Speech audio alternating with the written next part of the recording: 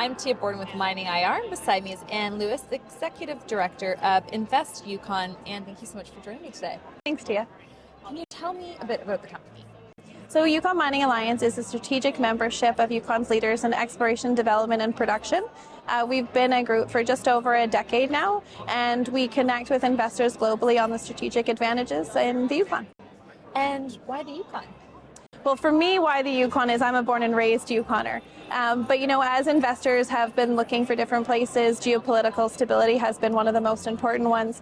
And Yukon has a number of competitive advantages from incredibly diverse geology, the collaboration between governments, industry, and our Yukon First Nations, and just some really great rocks in the round. So there's a lot of reasons to choose Yukon. And why is it exciting right now, at the start of 2023? So 2023 is a big year for us. It marks the 125th anniversary of the Klondike Gold Rush.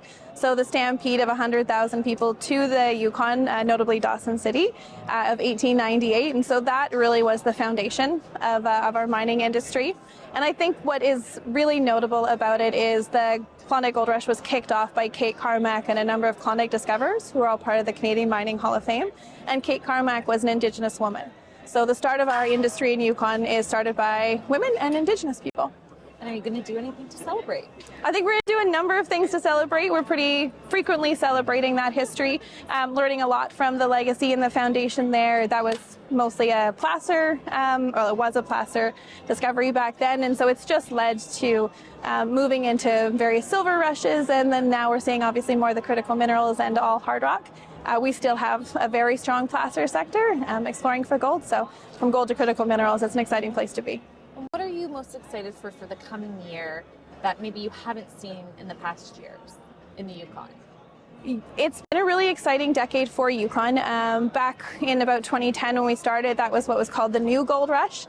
We saw a lot of capital and a lot of new companies, a lot of discoveries at that time. But it was mostly the junior space. And over the last decade, we've now had 3 producing mines. In the Yukon's largest gold mine came into production, Victoria Gold. We also have Minto Metals, which is copper gold, and then most recently, Alexco's Keno Hill Silver District was purchased by Hecla, so primarily silver. So just in our producing mines, we've got a lot of diversity. I have to ask, am I saying this right? Is it the Yukon or is it Yukon? It's probably the most contentious Yukoner question you could ask. It actually went all the way to our legislative assembly, and word came down as officially the Yukon. Okay, so I had it right. You had it right. Good, okay. Yeah. And is there anything else? Our platform is primarily investor-based. Is there anything else that you'd like to leave our investors with?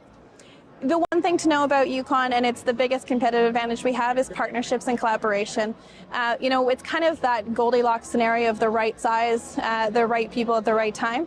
And you just see companies and projects advance due to those partnerships with government, both at the territorial, federal, and most importantly, the First Nation. And that's, you really get a sense of that. We host an annual property tour and investment conference this year. It's in July, and that's kind of the ground zero for seeing and experiencing that. And so we're looking forward to hosting investors. Well, I haven't been to the Yukon yet, so maybe that'll be an event that we can attend. Yeah, we do have media up at our conference, so it'll be between July 16th and 22nd this year. Amazing. And thank you so much for joining me today. Thanks, Tia.